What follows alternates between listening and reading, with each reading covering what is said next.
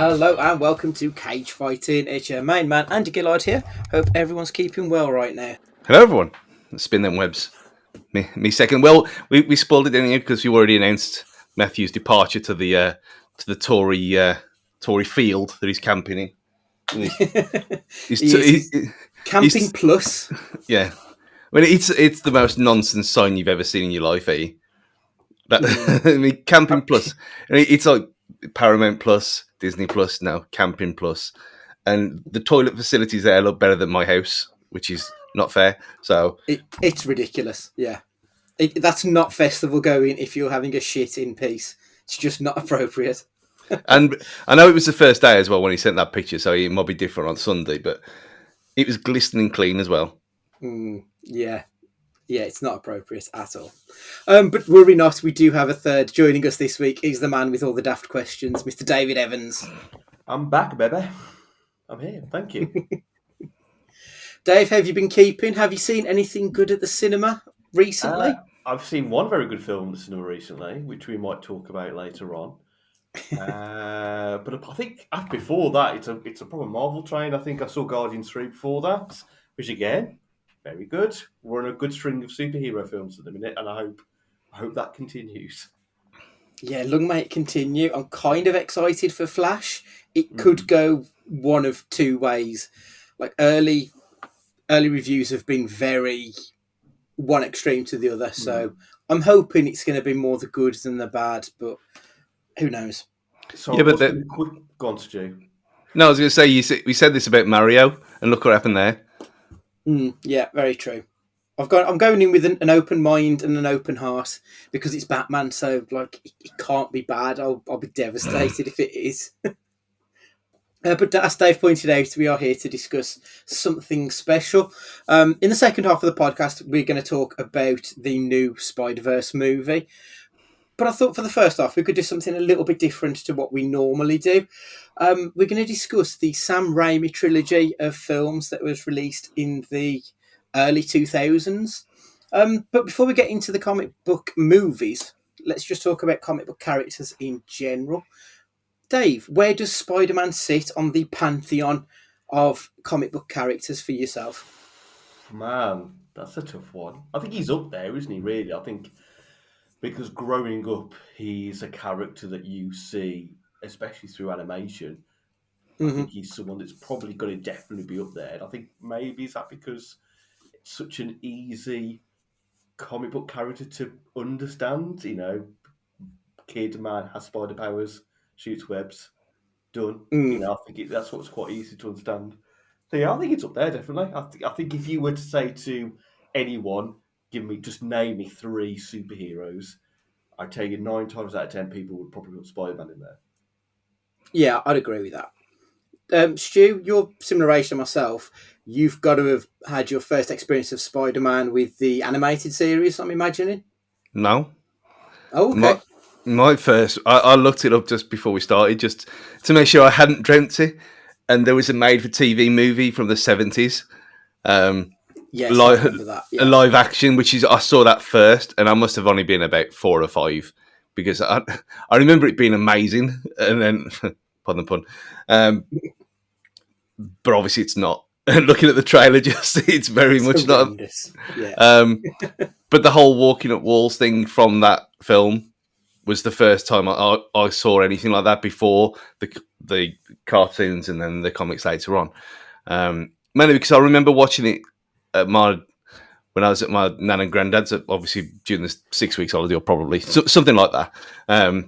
So I would have been about 4, 5, 6, something like that, early primary school, and it was one of them things where because she didn't really like anything like that, anything stupid that was on the telly even back then. So I remember watching that as a treat because she wasn't there that day, and it was just granddad was in charge.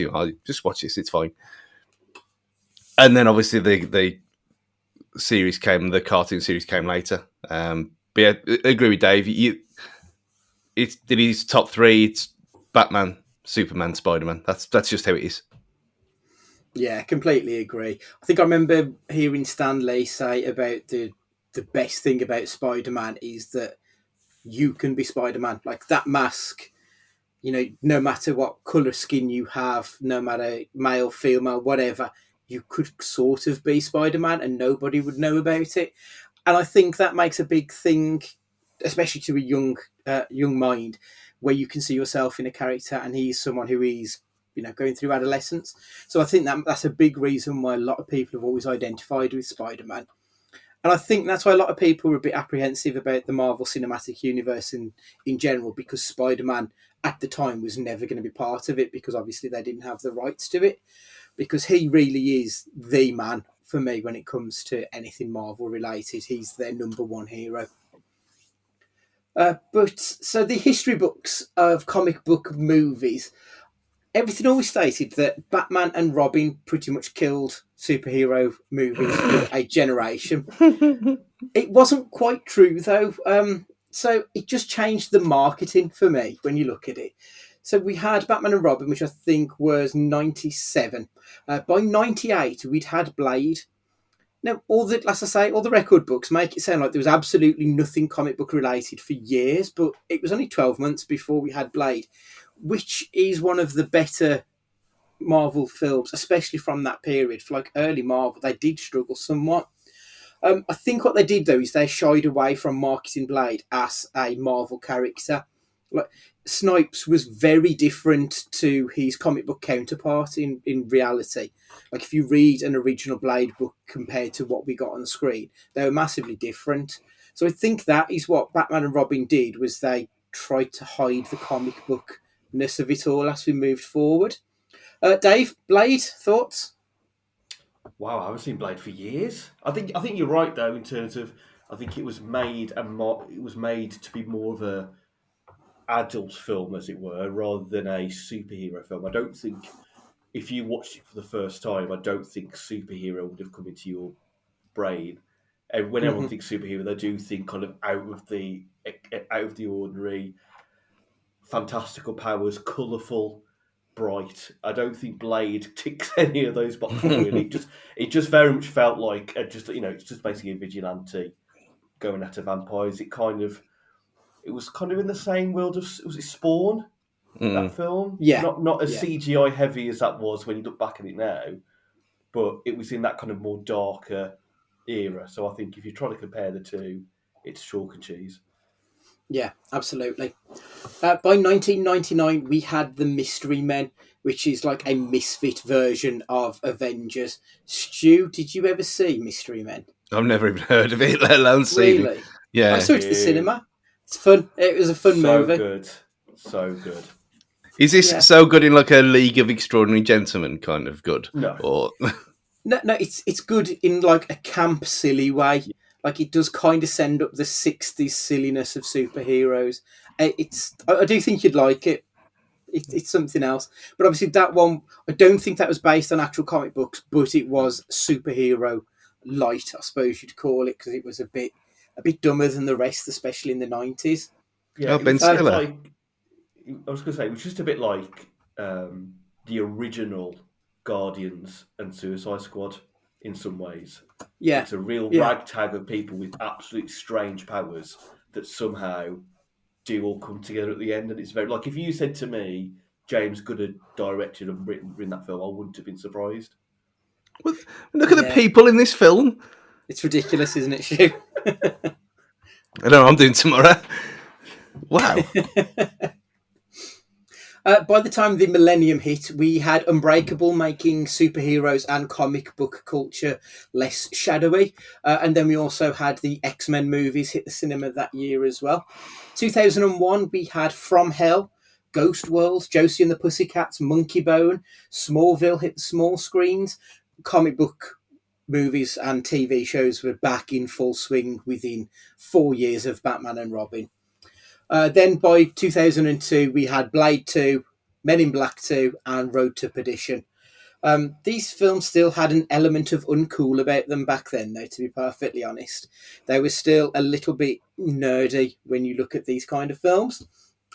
But then we got Spider-Man, and this felt like it was the first big-named comic book character we'd had since 97's Batman and Robin. Like there was a lot of pressure on that first Spider-Man film to succeed, I think. So asking you to cast your mind back to the early days of the 2000s. Do you remember the hype around that film, Stu? Massively, especially the trailer with the Twin Towers in it. And I remember how cool that was. And amazingly, it's still around. You can go and find it still on YouTube. It hasn't been dismissed from history, which you kind of might.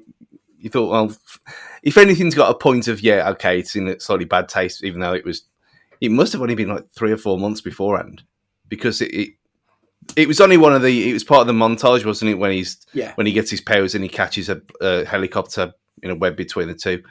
So I presume it was now a big thing to take it out and obviously digitally remove them altogether. But yeah, I remember that first trailer thinking how amazing it again. It just looked like nothing we'd seen before. And like you say about the dodgy CG, Dave, I mean, you look at the first Blade when he turns into the blob thing at the end. That looks piss poor now. Yeah. In the same way, the water effects in X-Men looks awful now as well. Spider-Man at the time, even then, looked a complete step above everything else. It was almost like a level. You're probably right there that it wasn't accepted beforehand, but everyone was talking about that film that year. It was amazing. Absolutely. Dave, do you remember the time before the first Spider-Man film came out? What, the bleak time before the dawn? Yeah, so I kind of do remember the hype. I remember going to see it, and it was probably the first comic book film or superhero film that felt like a comic book coming to life. It was basically what I kind of imagined Spider-Man would have looked like in real life, given the power of Hollywood would look like. And I was quite, obviously, like everybody else, I was quite amazed. But I think the question you put in the chat about the audience didn't take to it as much, but the critics did. That quite surprised me at the time. I didn't know that if that was a thing. There might be some reasons for that, but yeah, I remember it. I remember it felt like an event when it came out. Yeah, absolutely. So the original film, the first one, critically, it got 90% positive reviews according to Rotten Tomatoes, whereas the audience score was 67%, which is positive, but it's not Spider-Man positive. Like, I feel like that it's kind of been undersold almost. I understand, like, from a critical point of view, we hadn't had a film like that version of Spider-Man for some time. Even the fairly recent X-Men movie, they were all wearing black leather and it was all a bit darker and it wasn't bright and four colours of comic books. Like, it didn't have that like grab you by the bollocks feel that Spider-Man did for me personally. So I understand why the critics loved it, but why was there that disconnect? Do you have any reason why you think that it might have just been an okay film for the audiences? Dave? I think I hadn't realised about what you just said then about the films previous to that were probably a bit dark, and I wonder whether the audience at that time wanted something that felt a bit more grounded and moody rather than this kind of light, bright coloured version. And I guess if their other experience before that of a light coloured film was Batman and Robin, people might be like, oh, actually, maybe not. I mean, when you watch that film back now, I think, I still think it stands the test of time, but there are, and again, shout me down if you don't think so, but I still think there are a couple of scenes that still have the same jokey level as Batman and Robin. I think especially that the wrestling scene, if you watch that back now, that does feel very over the top and comic booky and Batman and Robin like. And I wonder whether people had watched it thinking, oh, this isn't the dark and miserable stuff that we really want. We don't want colourful action. So maybe that was what it was at the time. Potentially. Stu, have you got any thoughts on that? Yeah, I think, when did Underworld come out? Because I'm guessing it was around about the same time, where people are obsessed with all that stuff. Yeah. It was like the twilight of its era, where everyone loved Underworld. And that kind of Matt-like gothness. But that's kind of what I got from it when I watched it before No Way Home, where I hadn't seen it for years and years, and I went back and I thought, this is nowhere near as good as I remember it being. And I kind of hated myself for it because I love these three films, even the third one we'll get to. at the time, and watching it again, I thought it's quite shit in parts, and it is like when you got the goblin mask and he's got it with his finger and he's pointing at him and he's talking and he's got that stupid grin on his face. But then thinking about it now, yeah, it's high camp, and of course it is because it's a comic book film. So in the space of 2 years, I've gone from my old way to hating it, and now I'm thinking about it. I think, oh yeah, I appreciate what this film is now, especially after watching SpiderVerse and that kind of thing. The first one, not the new one. And yeah, it can be just that its own silly little nonsense, and then we've got the MCU one, and you got the more serious Garfield ones. But yeah, I think it was there was a lot of 90s hangovers in that film, a lot more than I realised at the time. Yeah, I can imagine. So this film was directed by Sam Raimi. At this point, he was known as the director of The Evil Dead, Darkman, The Quick and the Dead, The Gift. A man mostly known for schlocky horror films, but also someone who's quite willing to try something new as well. I think he was actually a really good choice to do this because he's, from what we've seen, not just before that Spider-Man, but also after Spider-Man, he's a man who is willing to take risks with his films, and I really appreciate that in a director. Sam Raimi cast the perennial extra and TV actor Tobey Maguire as his Peter Parker. Raimi said that he wanted Maguire following his performance in The Cider House Rules, a film I haven't seen for many years, to the point that I don't even remember what Tobey Maguire did in that film. I think it's been too long.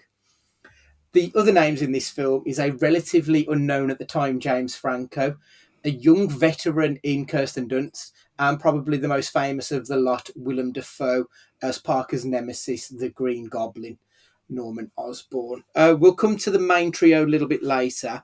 Stu, is Willem Dafoe as the linchpin of this film? He's the one with the name recognition. Is that the right way to go, to give the big bad the big name, rather than casting your Spider-Man as someone super famous? Yeah. Well, they did this with Bond films for years, don't they?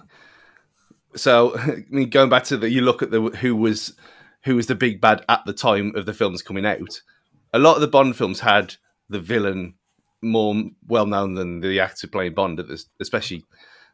We don't talk about Lazenby, but yeah, because I think it worked perfectly because it's relatively unknown. You don't want. Who else would you put in that time? I don't know, Timberlake. DiCaprio? Yeah. DiCaprio would have been the choice, yeah. Yeah, someone like that as Spider-Man. Well, you just look at it and think, well, you're DiCaprio then, ain't you? You're not... It's too much, which is kind of why it's worked for all three of them down the line, because they are relatively unknowns for the audience that they're going for. So, yeah, I mean, you've got to have some kind of star power because you ain't going to get that budget otherwise, have you? So... But Willem Dafoe absolutely mincing around and stealing everything, like I said, with the pointing scene. Yeah, it worked perfectly. Yeah, I thought he was fantastic in this movie, and I mean, we've got previous with Willem Dafoe with Wild at Heart, and he did sort of channel that craziness when he went through his heel turn into becoming the Green Goblin. So I think he was the right choice. Dave, are you a fan of Willem Dafoe in general, and what did you think of him in this film? Yeah, I would say so in general. I think I quite like him in any kind of film that I see him in. I think Stu's completely right there in terms of the casting of the hero. I think if they'd gone for a DiCaprio, it would have probably took away from the fact that he was he would have been bigger than Spider-Man, if that made sense. Maybe why if you look at it, if why DiCaprio not being Anakin Skywalker was probably also a good choice. I know people could argue the choice that was made anyway, but if DiCaprio was it, would it detracted away from? Would it been DiCaprio in Star Wars anyway? I thought it was great. I don't know whether he's better in this or better in No Way Home, because I think his performance in No Way Home is absolutely fantastic. He probably steals the show in No Way Home for different reasons, and I don't know which one he's the best in, because I think they're just as good for different reasons. But yeah, I really, fantastic performance in this, and just the way he can manipulate his face in some way is what I really enjoy about his performance in this film as well. He's like an aged Jim Carrey almost, isn't he? Like he's Yeah, just got those rubber features that seem to morph with his characters, and I think it is all the better for it. So Spider-Man 2 was released 2 years later. It was a bigger budget, much better reviews.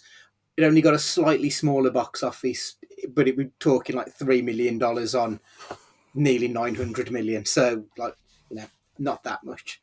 The critical score was 93%. Audience rating was 82. So very much as you would expect for this movie, because I think this is the movie of the trilogy. It's the one that's still held up as like a pinnacle of comic book movies. This time round, we got Alfred Molina as Dr. Otto Octavius, very much taking the mentor role and tormentor, I suppose, for Peter Parker. How do you feel about the story being that of another mentor turned enemy, much like in the first film, Dave? I was thinking about this earlier. I was wondering whether is this the first, either in quite a while, and please tell me if I'm completely wrong, is this either the first one we've seen in a Hollywood film of a comic book character, or in quite a while, of a bad guy that the audience can slightly empathise with, because he is actually not evil, it's the mechanical octopus arms that make him evil. And at the start of the film, he's actually quite a nice man. He's got, he's passionate about his work. He really wants to help Peter along the way. And it's only because of that, the accident and his wife dying and then the mechanical arms turning against him, that make him evil. I wonder whether that's why people also like this film, because it was this start of villains having a bit more depth to their characters, not just, oh, I'm just evil, I'm going to I'm going to destroy the planet. There was some kind of background and some sympathy you had with that character by the end. But yeah, I thought, again, performance-wise, I thought he was great in it. And I think, like William Dafoe, he's able to mix that, really being a nice person to being outright evil at the same time. Yeah. Stu, what are your thoughts on Alfred Molina in this role? I thought he was perfect, and I didn't know. To my knowledge, I don't think I'd ever seen him in anything before either. And I know he's a massive name and whatever, and but I don't think I've seen him in anything since either, other than the obvious. But yeah, he was. I don't have a real problem with beat for beat sequels as long as it's done properly, because that's what. It might be the safe option in a way, a bit like Force Awakens kind of Star Wars, A New Hope kind of way. But if you do it properly and it works, then no problem with it. If you do it again for a third one, then you got a problem. But yeah, having beat for beats where you're going to aim for and you're going to change things, and it works. And so I didn't really have a problem with it. And I think that they refined what they did with the first in the second, and you can see that because it's. I was shocked at how well this film stands up, and I know a lot of it's down to practical effects as well as some of the CG doesn't, obviously, and how it's scarily almost possible now with Neuralink and AI and ChatGPT and all that kind of bollocks.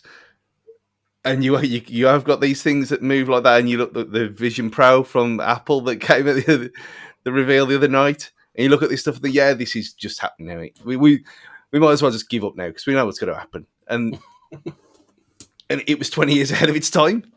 And for the Alfred Molina and the first ever digital Alfred Molina as well, which again I didn't even know about until. But 5 years ago, that it was a full CG character at points, because it looked so good, and he was perfect for the role. Like Willem Dafoe was in the first. You couldn't have thought it wouldn't seem right with anyone else. Yeah, absolutely. He brought an element of sympathy towards the character, didn't he? Which I think you really needed to have that sympathy for him to understand his motivations throughout the movie. So that he wasn't, like as you said, Dave, he wasn't doing things because he was just a bad guy. He was doing it because he needed to achieve his aims. Like he had a human response to an extraterrestrial error or issue within the body. So I think that Alfred Molina, in retrospect, is probably one of the perfect choices for that role, because he does have, like, as a person outside of acting, he seems a very soft and cuddly, nice guy. And to see him then be the villain, I think it worked really well for him. So I do think he was an inspired choice because, as Stu pointed out, he wasn't all that well known at that point outside of probably some weird indie or small sitcoms in the UK. Like, he wasn't, as far as I was aware, a big name actor, especially to the point of Sony's tentpole film of 2004. I mean, So yeah, great choice. He seems to genuinely love it as well. Like, whenever you see him interviewed about it, he just wants to talk about it all the time. Yeah. And for a film like this, must have been an absolute pain in the arse at times with all the prosthetics and the stuff hanging off him and the wire work, which a lot of people moan about. You think, well, yeah, fair play to you. You know what you like, and you're constantly talking about it to the extent that No Way Home, and he was still talking about it even then and loving it again. So, yeah, perfect. As you've brought up Dunst, I think maybe we should talk about the first one of the Trinity, Mary Jane Watson. Dave, firstly, thoughts on Kirsten Dunst in general?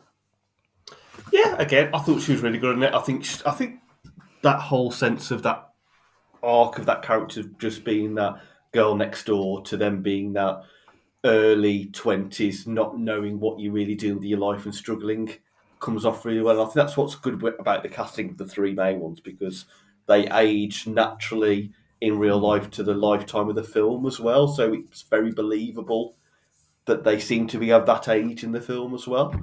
But yeah, I think that's what I really enjoyed about her performance, is you really felt, and when you watch it years later, perhaps going through some of those struggles, you know what it's like being in the big scary world and trying to fend for yourself.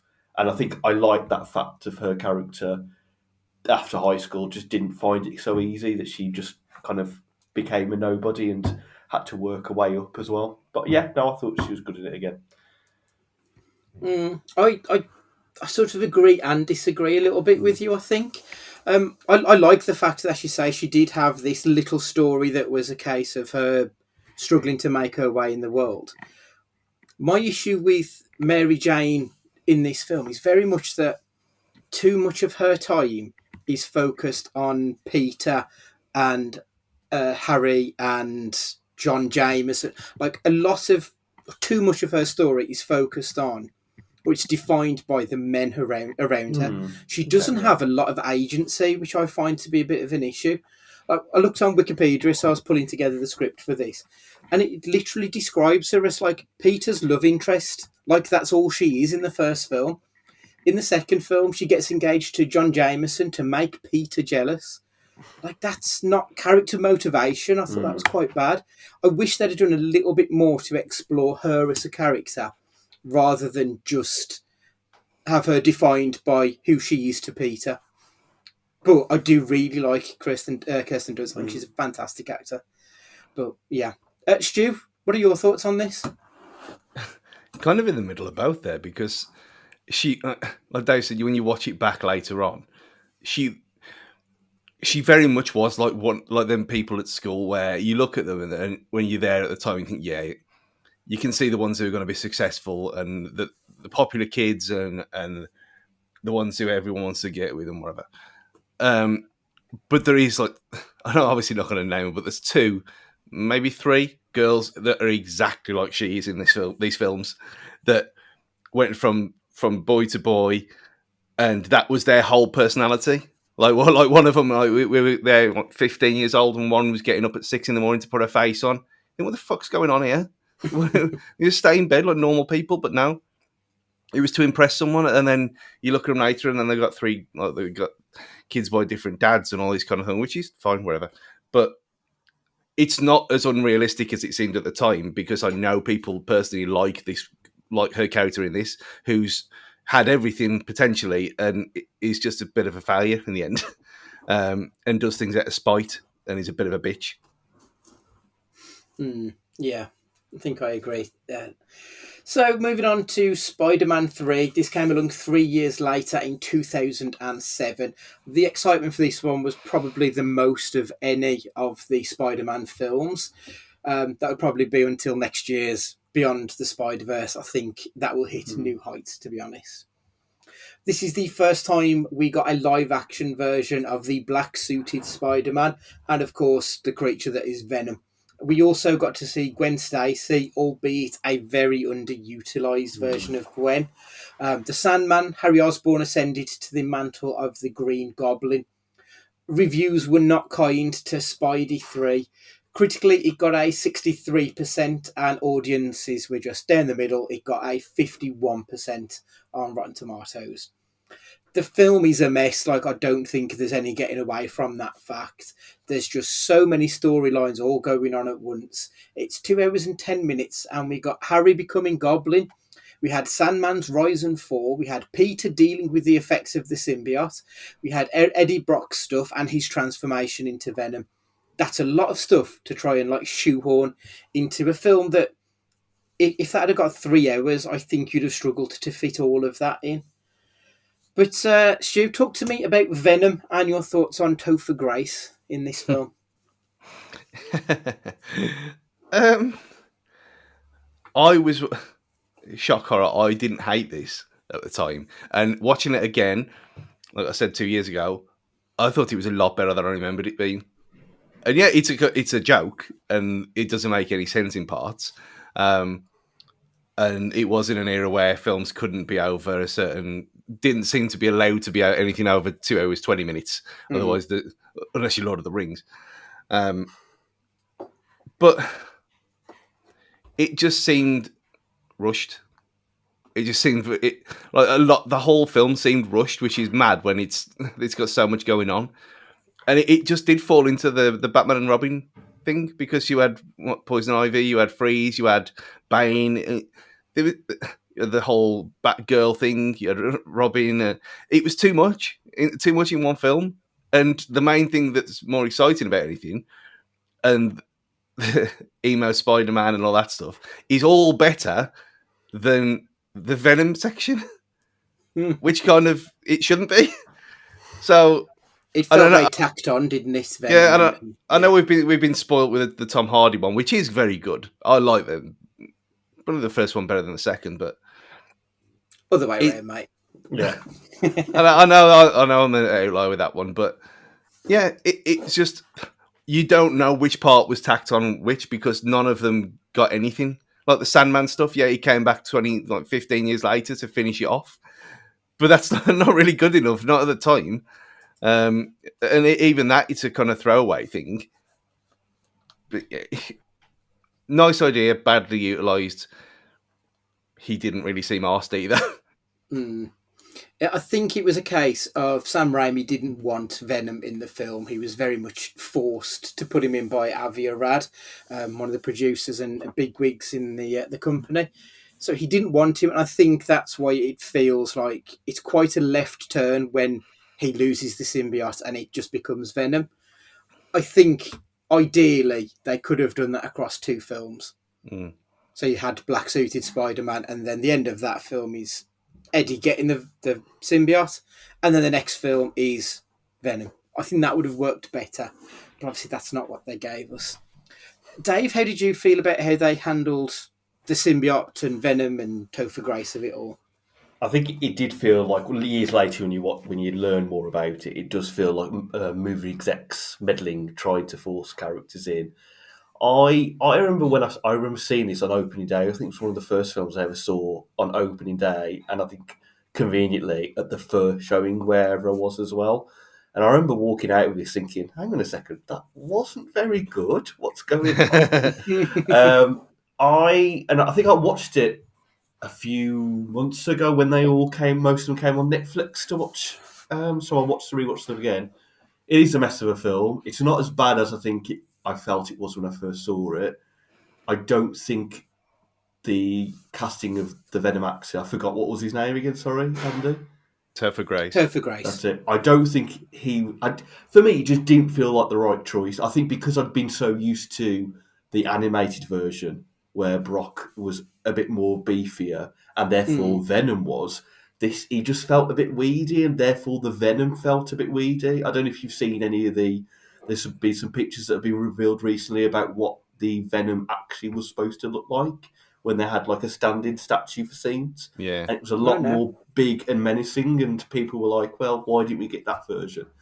My only thing I'd say about the film is when I watched it back, is I actually think that if you cut out all the superhero stuff, the storyline that goes throughout the film, which is the relationship between Peter, Mary, and Harry, and their evolving relationship, and the feud that Peter and Harry get into over Mary Jane, is actually really good because of what you've established as the characters in the first two films.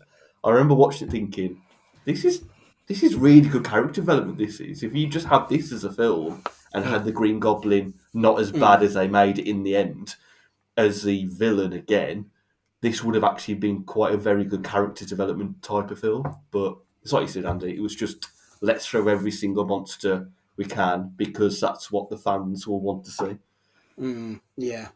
I think that moves us on nicely to the Harry of it all. Like, it's a series which has done a really good job of establishing its characters. I think, like, they developed personas within the movies. They would layering it up, like, rather than it just being plot point after plot point, which I think is really good.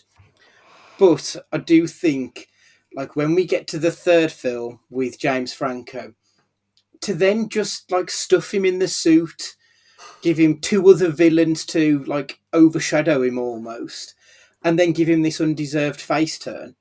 I feel like they did Harry a little bit dirty in the third film because they'd done so well leading up to that point. His actions in this film, they didn't feel warranted. Like, the payoff was a little bit unsatisfactory, I think. So, talk to me about Franco, Dave.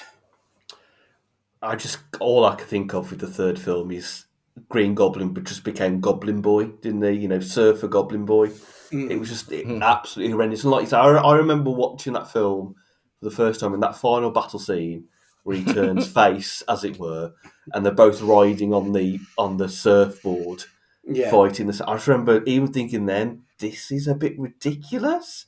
Like, this doesn't seem to fit at all. I don't know why, but I remember thinking in the film they always cut back to the news reporter talking about what's happening, and it was a British news reporter on an American TV show, and even that, for some reason, peeved me off, thinking, why have you got a British news reporter on an American news channel? It doesn't make sense. But yeah, there are elements in that third film between Peter and Harry where there's a bit of a cat and mouse game between them in the near last act, which I think is quite good. But it's like you said, I think the issue with Harry's, again, it just felt a bit stuffed. Although I will say that near the end of the second film, when he finds the secret room, I remember being quite surprised at that, almost not expecting it at all. I think it was one of those first, like, that would have been actually a post-credit scene now. Yeah, That was brought out. And it was a very interesting like twist that you weren't expecting at all. But yeah, look, again, it's too many cooks. Yeah. Stu, talk to me about your thoughts on James Franco across the three films. I was just thinking then when Dave said about on the surfboard, I was thinking, was the end of this film worse than the start of Die Another Day, where you got CG Bond on a CG wave surfing? Yeah, that's true. But that was amazingly 5 years before this. So, I mean, why would you copy that? But yeah, I like it. I like James Franco, and yeah, I think he's got something about him. And obviously, I hate his brother. I hate Dave Franco. Though. Really? Cannot stand him. Is there a reason why, though, Andy? I mean, there's a couple of reasons. I'll be honest. He ruined Scrubs. I think we all hate him for that reason, yeah. Yeah, obviously. Sorry, Stu, carry on. Yeah. Again, it's like a theme of this, saying that it was a missed opportunity, and that this film should have been about him. That's what it should have been. And if it was, then it would have been perfect. But it wasn't. It was like, again, going back to them Batman films in Batman Forever, where you got Riddler and Two-Face. Why? You want to just have one of them? I know you're going bigger and better and having more and more, but it doesn't work. And like we said about Venom, it was just subdued, and it was watered down. Surfing again, compared to what it should have been, and that's kind of what this was as well. Because, like Dave said, when you had that reveal, and it's a kind of mini cliffhanger for the third one that we never got the payoff of, because it was so overshadowed with everything, all the other madness going on, which was a shame because that was a kind of semi-believable. I mean, we could do a poll about this. I mean, them three or the Harry Potter three, which is best? Obviously, these three. Yeah, but and it is that kind of vibe. There's the three of them together, and for a long period of time, and it made sense that it was going to be that way, and her being a mega bitch and choosing him just to wind him up, kind of thing, as mentioned. Yeah, it was just unfortunate that it never got done properly because it could have been great, and it wasn't. It could have been. Spider-Man 3 got a box office total of $900 million. It was a success, even if it wasn't a critical success. There was planned to be a fourth, which I think most people are aware of, but Raimi decided to step away because an acceptable script never came across his desk. The plans were originally to bring back Mary Jane, Gwen Stacy, J. Jonah Jameson, have the Vulture, who would have been played by John Malkovich. Dylan Baker would have been returning as Kurt Connors, aka the Lizard, and a potential third villain in Mysterio, played by Bruce Campbell, which actually I'd quite like to have seen Bruce Campbell have a bigger role in one of these films.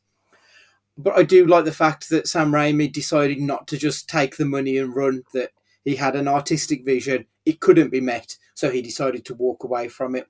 Like, I applaud someone who can do that.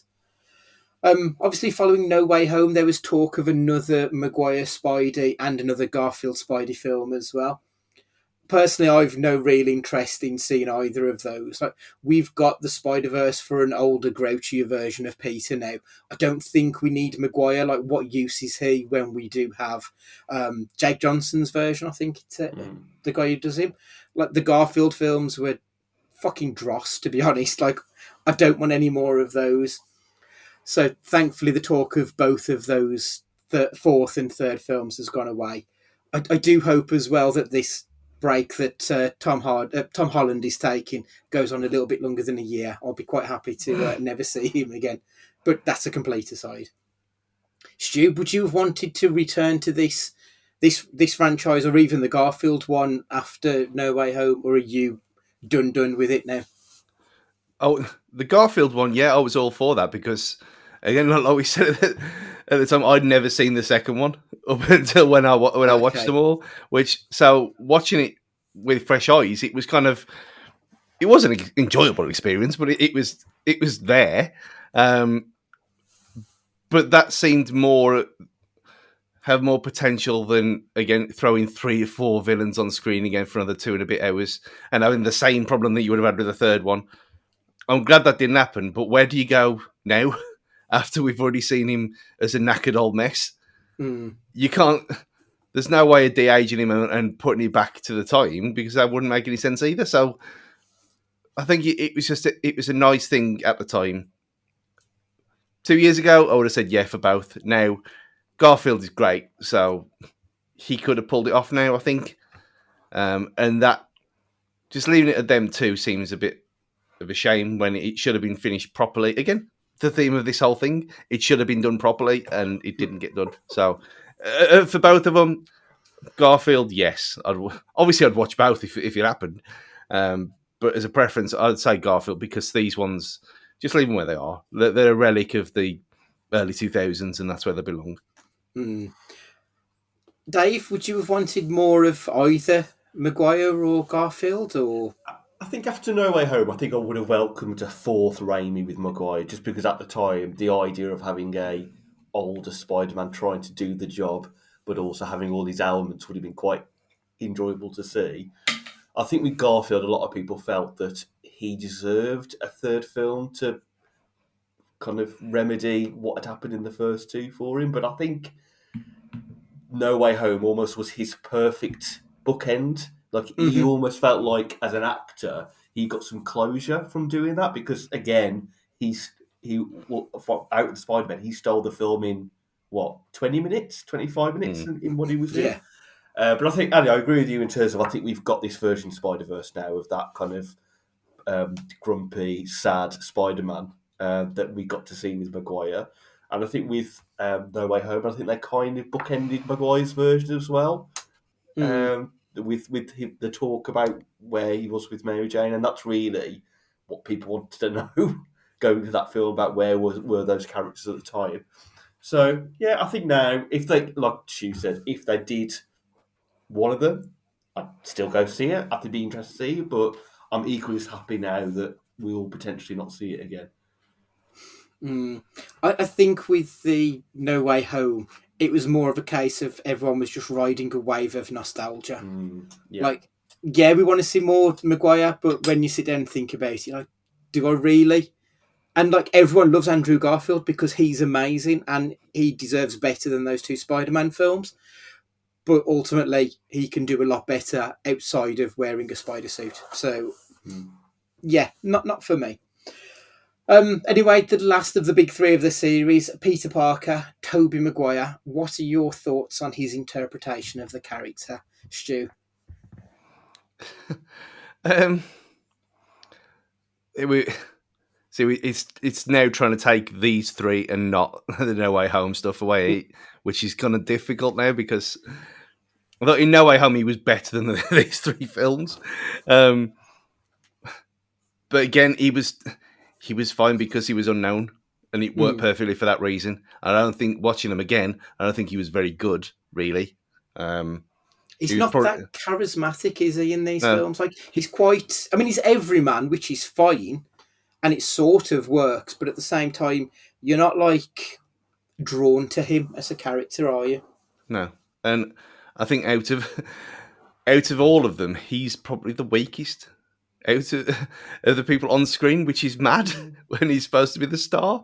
Performance-wise, it's just he's fine. He's just fine. That's all he is really. But again, it doesn't really matter because it's more about the suit than anything else. I think he's like is his Peter Parker worse than the others? Yes. The Spider-Man, I thought he was quite good. But that's about it. But again, how much of that is down to him and how much is down to the writing?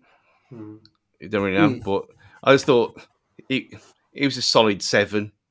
If you're going to rank it, nothing more, nothing less. Yeah. Dave, what are your thoughts? I think I think they're all different Peters, aren't they? And I think Tobey Maguire was more of a nerd compared to the ones. I think Andrew Garfield was a bit more of a cool nerd, if that makes sense. Whereas Tom Holland, again, was just a bit more. He had a bit more about him, despite being a bit of a nerd. He never felt like he was a loner. Whereas Tobey Maguire, Peter Parker, very much felt like loner in the background. But then when he becomes Spider-Man, he's more at the forefront. So there is a kind of, I think I agree with Stu. He kind of does better as Spider-Man than he does at Peter Parker. But I think that's his characterization was probably the most lonely version of that character we've seen in anything. Yeah, really, that's a good point. But yeah, I enjoyed it. Sorry. I was going to say they even make that joke in Across the SpiderVerse, don't they? With his roommate saying to Spidey, "I'm not going to be your guy in the chair," because they've all had like a sort of family around them, and it never felt like that with Tobey Maguire's version. It felt very much like he was one of his own. Well, yeah, the daughter of his landlord. That was his. He's kind of in that shitty bed sit that he was in. That was his. That was his in the chair moment. But yeah, I know exactly what you mean. Yeah, Dave's right. He was just a loner. It's a bit weird. I'm amazed they never had a sex scene between like the landlord's daughter and Peter Parker, because like, they were clearly fucking, weren't they? There was something going on there, definitely. Yeah. Oh, he definitely thought about it at the very least. Oh god, yeah, without a doubt.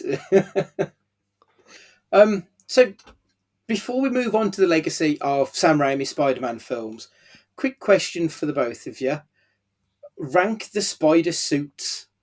Stu, 1, 2, 3. Like, do the main Peter Parker from the live action versions. Which one's best? Which one's worst? Ooh, worst is the Tom Holland one. Silly little thing, pointless. No.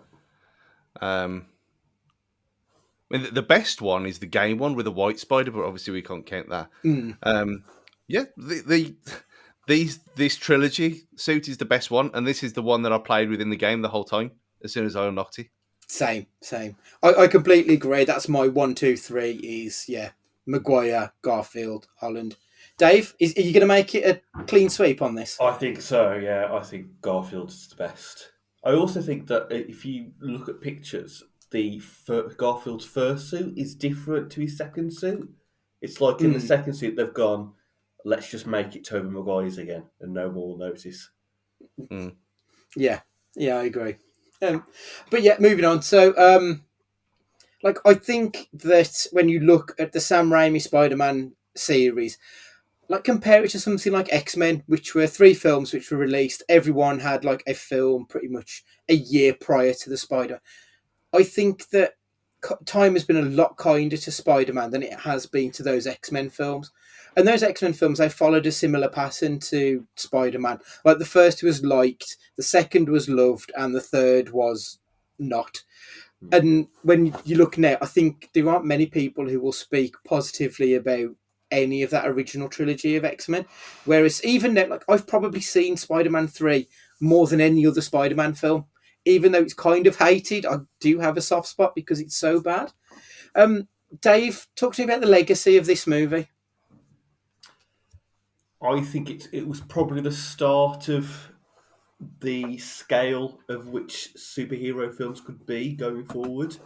And this idea, like you mentioned about casting unknown young actors with a kind of more of a lead villain that you know. I think, again, if you ask people of our age to go back and name me all-time superhero films, they're probably still going to include the Tobey Maguire Spider-Man films in there, just because of maybe again it's a generational thing, and maybe that's why No Way Home, like you said, was a bit of a nostalgia trip and worked in some regards because of that. So, but yeah, I think it's definitely going to be. I think most of it has stood the test of time. Like you say, number 3 really hasn't for different reasons, but it's still a film or films that you could still go back and watch and not feel like they've aged badly.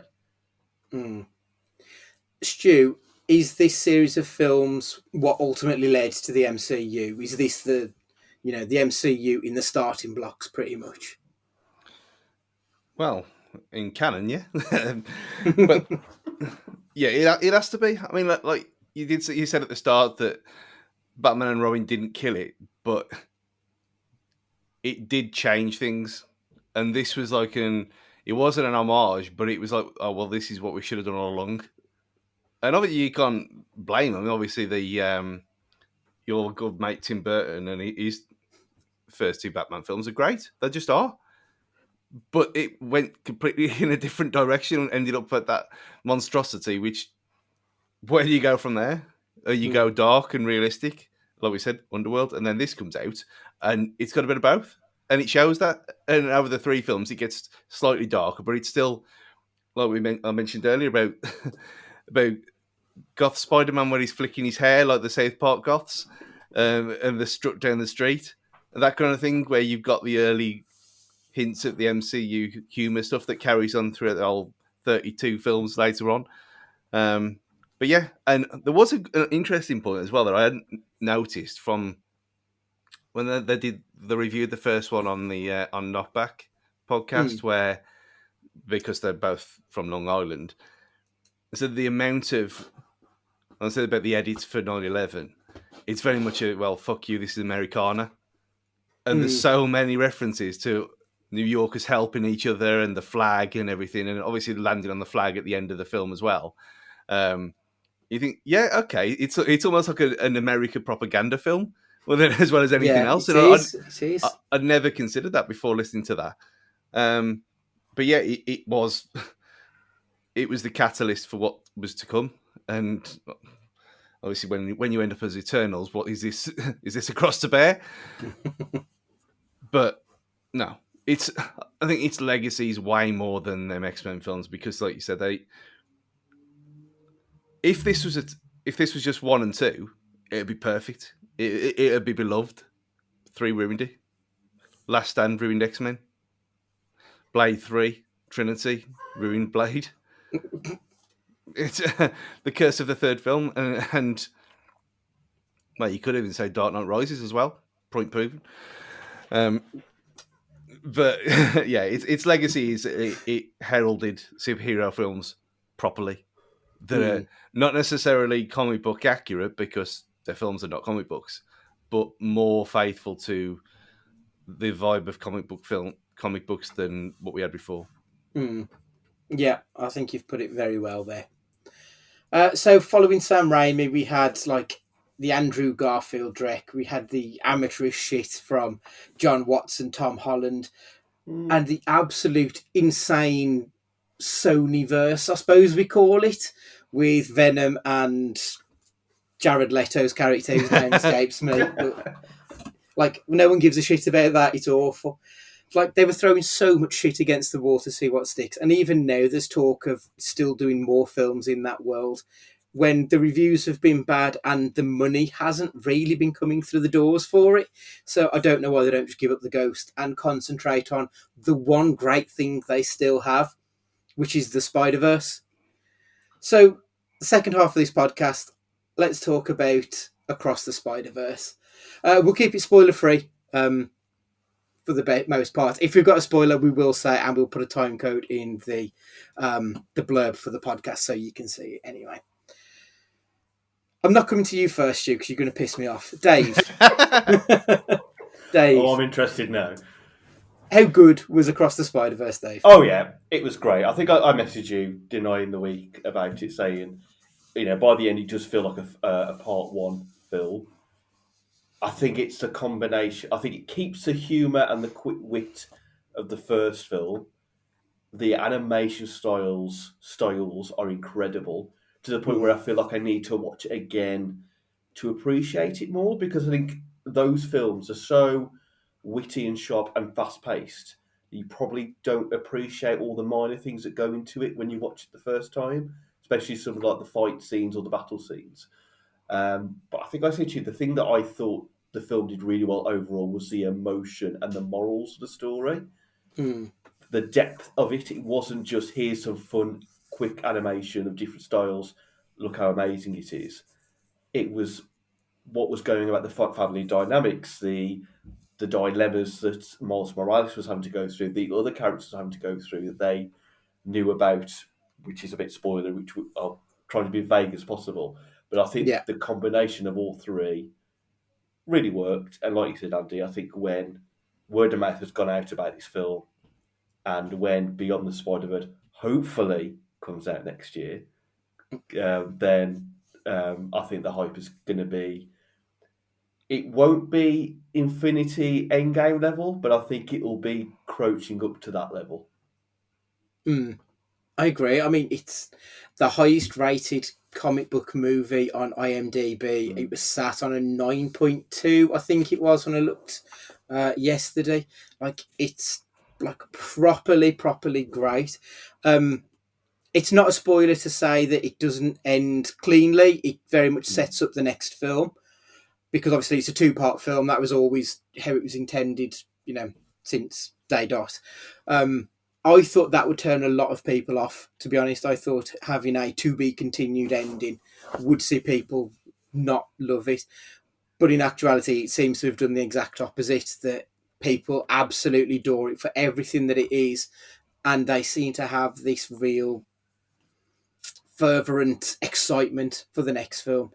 I mean, I took a video of my For You page on TikTok, and it was literally out of 10 videos or so, about 8 of them were all people talking about Spider-Verse. People have properly taken this film to heart. And as you say, it's because there are so many different levels to it, whether it's the colour schemes that you have for each individual character, how everything for Miles is sort of greens and purples, and everything for Spider Woman or Spider Gwen, however you want to refer to her. Everything is the trans flag colours. If you notice, they're all pinks and pastel blue and white. And then Hobie is done in 3 different versions. It's absolute, like, it's next level genius level thinking that has gone into the production of an animated movie. And the fact that it's an animated movie that people are going to go with their kids and everything, I don't really think it's a kids' film. There's so much depth to this movie that I imagine that young people, like properly young people, could get easily quite lost in this film. The depth to it is just incredible. Absolutely just... And it was just beautiful, just like the most gorgeous thing I've ever seen on screen. I've never seen animation like it before. Even compared to the first film, this steps it up, and it's incredible. Stu? I'm not going to disagree with anything you've said at all. It's the depth thing is right, because I didn't expect that this film to be what it was. Yeah, the first one, I love the first one. I've seen it 6 times now. Masterpiece, always will be. The issue is that you said, "Is this the best film ever?" And I said, "No." That is literally all I said. But it is the best film ever. It's incredible. And I think it's probably, when I thought about it, I thought, I know that I have this character of being the odd one out all the time. I'm not saying that this film is bad in the slightest. I'm just saying that the first one was such a shock. It came out of nowhere. It's always going to have that place that, we've never seen anything like that before. And that how he was in a different frame set to the rest of the backgrounds and everything else. That had never been done before, or if it had, not to that effect. That's what I was saying. For the first one was groundbreaking. This is the same, but more. And like you said, like the bits with Gwen later on, where it's almost like the pastel. It's like a pastel painting. It's a wash. Like all the backgrounds blur into a wash, and you think, well, how is it done? And the Hobie stuff. I know I'm not very clever with these things, but I don't know how so many different things are on screen at the same time, and it working like it does. It doesn't make any sense to me. And I know this stuff has been happening since fucking Mary Poppins, nearly 100 years ago, or whatever. But still, you're having 6, maybe 7 different animation styles all on screen at once at the same time. No breaks, nothing falling apart. Seamless, isn't it? Yeah, it's seamless. You can see it's serious money's been put into this, and it shows, because it doesn't look like anything else, because I don't think it's been possible before now. I mean, watching the making of this is going to be as interesting as watching the film itself for me, because it's a feast for the eyes, and it was a scarily emotional film. And like you said about kids, Ethan was, he's 12. He was the only kid in the whole cinema when we went. And we went on Meerkat Tuesday as well, so you'd think, okay, there's going to be loads of people in there, which there was. But I said, as per usual, super screen has to be done. Keep the knobheads out. But there were no kids in there. And that explains why, because it was so deep and it was so adult in parts. And this was, I think, one of the few times where my no trailer, no interest of any kind backfired, because I didn't know it was 2 parts. And so he got to it, and I thought, oh, it feels like it's been on for a while. Surely there's only going to be about half hour left, and then obviously to be continued comes up, and I just giggled to myself. I thought, yeah, this is like twice in the space of 3 weeks with Fast X as well.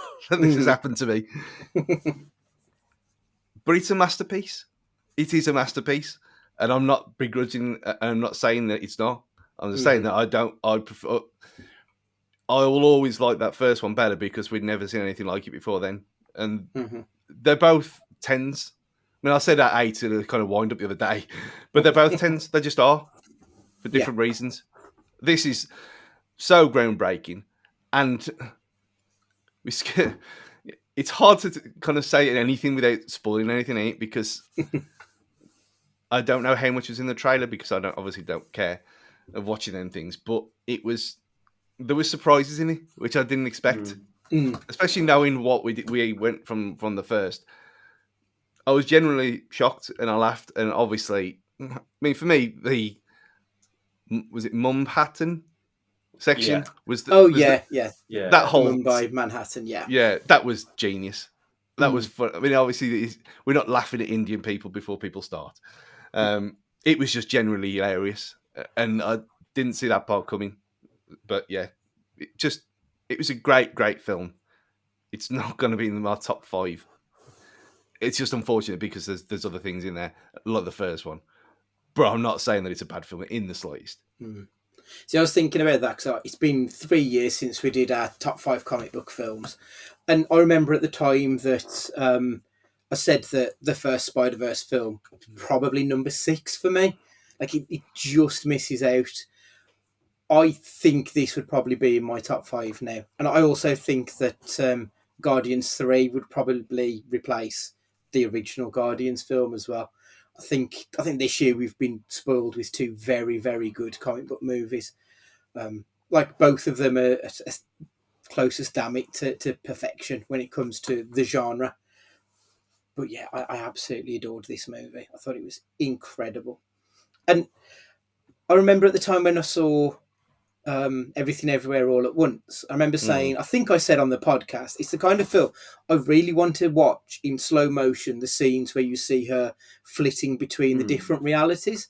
Yeah. And I kind of want to do that with this film as well, but I'd need to do it for the entire 2-hour, 20-minute runtime because there is so much going on in every single scene. It's the most incredible looking thing of all time, I think. And I also like there's a couple of references to Everything Everywhere All at Once, because obviously it deals with a very similar sort of topic, doesn't it, of multiversal travel.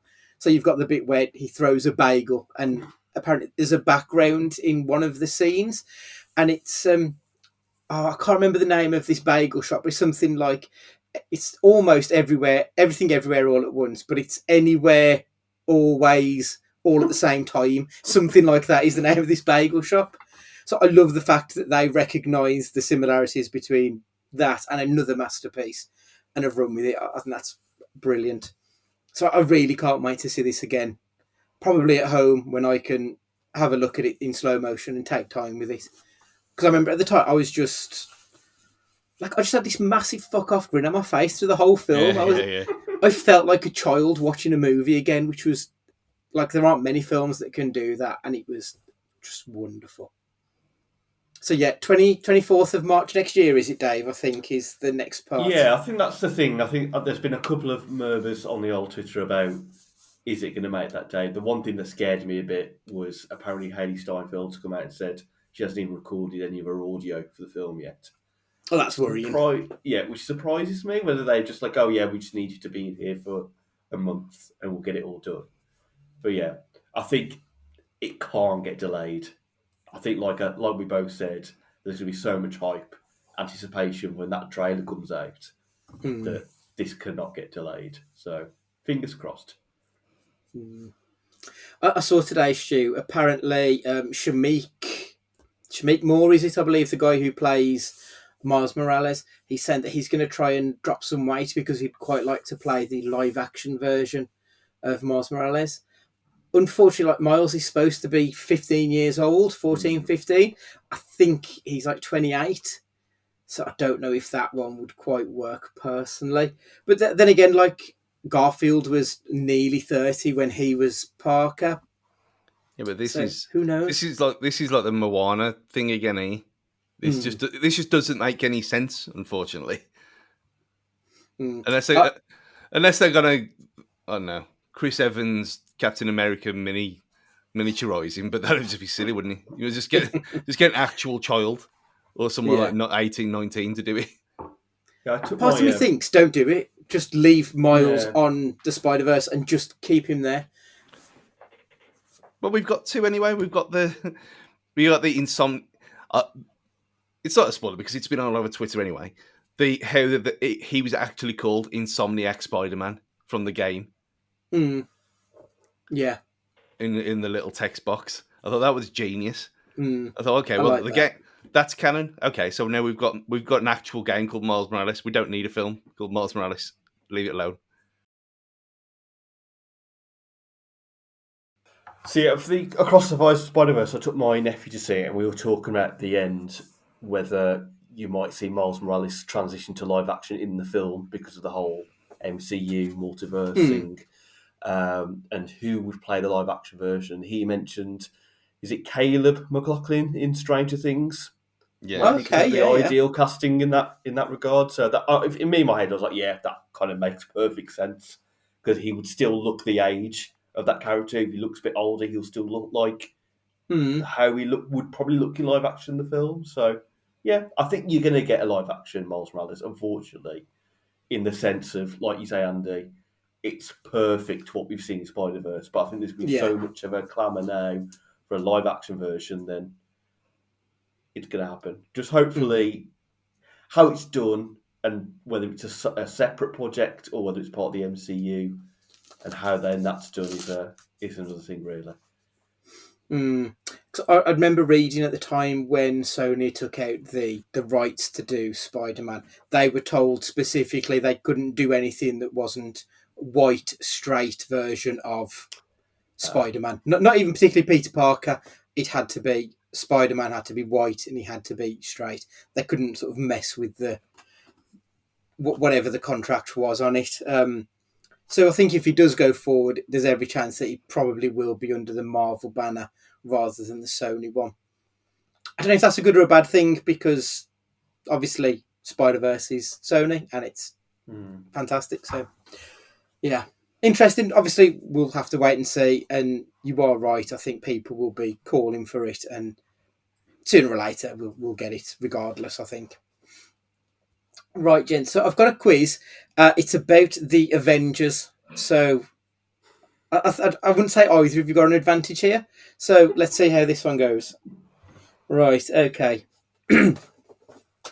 Dave, I'll come to you first. What cartoon-inspired nickname did Tony Stark use for Thanos? Thanos' henchman, the Ebony Maw. What, as in, is this reference in the film? Is that what? Yeah, it's one of the later ones. He called one of them a Something. cartoon-inspired nickname. Man, that's deep. It's a very deep. I can remember the scene and him saying something, but what he said, I have no idea. So I'm gonna have to pass, unfortunately, on that. Okay, Stu, to steal one. No, I could even watch the scene in my head and not know it. He called him Squidward. Oh, yeah. I don't even know what that is. It's from SpongeBob. That'll be why. Right, okay. Yeah. Yeah. Stu, I was thinking like Thundercats or something like that. Yeah. Yeah. Oh, well. No. Stu, your question. They don't mention it in the films except for in the credits, but what is Wanda Maximoff's superhero name? The Scarlet Witch. It's the Scarlet Witch. Apparently that's like the second most difficult question in this quiz. What's that? Oh, is it like / Scarlet Witch in the credits? It must be. I don't know, but yeah, apparently that's the only time they mention it, so they never mention her as the Scarlet Witch in the films. Right, Dave, coming back to you. Name the 3 actors who have played Hulk on screen in the 21st century. Okay. Oh, Eric Bana, Mark Ruffalo, and Ed Norton. Boom. Yay. 1-1. Stu, in Captain America, the First Avenger, what is the name of the science division of the Nazi Germany military?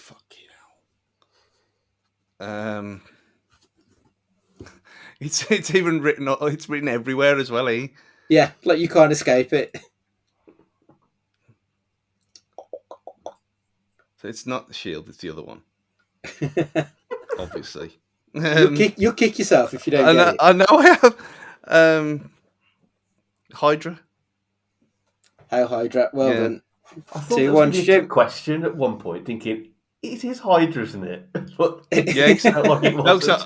because I was thinking then the bit where you get spoiler for that film, where before the window gets blown out and it's on all the machines in there. I was thinking that as well at first. I thought, no, there's nothing there. It's just the head. Right, Dave. Ask what do the Avengers refer to Natasha's ability to calm the Hulk? Oh, Lullaby. Lullaby. Well, I don't think I'd have got that. Like, I know she sings to him, but I don't remember them actually referring to it as a lullaby. Stu, what is the real name of the character who becomes Ant-Man? Scott Lang. Scott Lang. Well done, Stu. It's 3-2. This is the highest scoring quiz we've ever done. Dave, Anthony Mackie plays which superhero? The Falcon. The Falcon. Well done. These questions are getting infinitely easier. Stu, who plays Iron Man's love interest? The actor, not the name of the character. Gwyneth Paltrow. Gwyneth Paltrow. Dave, who wrote and directed Avengers Assemble? Oh, Joss Whedon. It was Joss Whedon. Stu, you need this to win. It's 4-4 at the moment. Stress. What is the name of Thor's brother, played on screen by Tom Hiddleston? Did you see? There was a thing yesterday on Twitter that, because of being Pride Month and whatever, and there was a montage of characters. It must have been Disney, and that Loki was there, and there was loads of people in the comments saying Loki's gay, and that's what I put on there. Certain people in these replies clearly haven't watched the Loki show. Yeah, and there was so many in there. There's like over and over and over again, like the main comment in this thread. It's mental. It is ridiculous how many people claim to like know everything about it, but then clearly don't watch half of it. Right, so it's quite unfortunate, really, Dave, because the only question that we got wrong was the one about Ebony Moore and Squidward. Which, I mean, in fairness, that's quite a deep cut. The rest of that quiz was really quite straightforward, unfortunately. So there'll be a few more tricky ones because some of the other questions are ridiculous in this quiz book. And I've just noticed on the page opposite is it's backwards on the screen to the gents. Nicolas Cage movies is the page opposite. We won't get to that one for a while. Are we going around and defend himself for his heel turn on Thor: Love and Thunder? Because I was not the only one who loved that film when it came out, David. You can't side with him now after all this time. What did I say originally? Because I watched it for the first time since the cinema this last week. You didn't hate it at first. Yeah, I was mixed on it, I think. And I watched it again. Defended it slightly. Yeah, slightly. But I think I did say there was a lot of issues. I watched it last week for the first time since watching it again. And it was probably the same. Like, there are elements of it which I still think is fine, but there's a lot of it that's wrong. I think the issue with Love and Thunder is they've gone with Ragnarok. They've gone, right, this is really work. Why? Because everyone likes Taika's humour and style. They like the characterisation. They like the aesthetic. So they've gone, let's just do that all over again, but go 10 times more. And by doing that, they've almost ruined the film. And I think I put on Twitter that do you see Chris Hemsworth's comments of what his kids' friends said about it? The 8-year-olds, And like that, what they said was absolutely perfect for that film, that review of that film. And you can tell he's very much like, I think he's already said in an interview, once if I ever do it again, it needs to be completely different. And that's what needs to happen. He said that they had a lot of fun making it.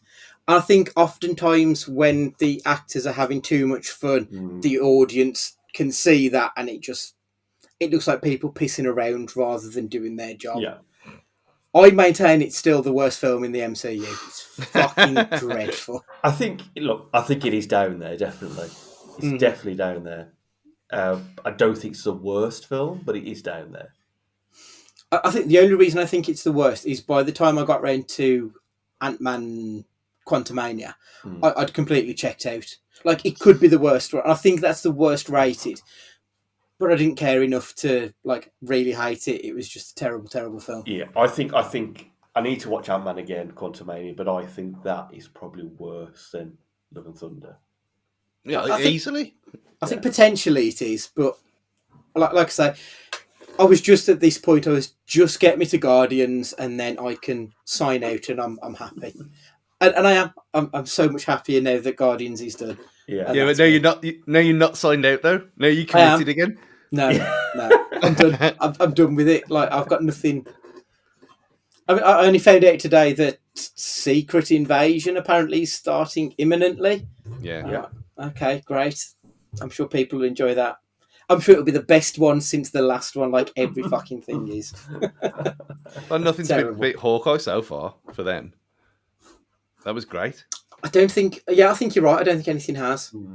Like, I mean, genuinely, I might watch the Daredevil series because Daredevil's a character I like, and I'm just kind of hoping it's not going to be tied into the rest of it because I'm not interested in the rest of it. Going forward, I might just pick and choose the films I want to see rather than watch everything. You won't, though. I think I will. You're lying to yourself. No. I don't even know what else is due out. I know we've got Blade coming up in the future, but that keeps getting pushed back. Yeah. That we're never going to get that. Like, what else is there actually due out in the MCU anymore? I'm that checked out of it. So obviously you've got Secret Invasion. I think you've got Loki. The next series of Loki, I think, is out this year in October.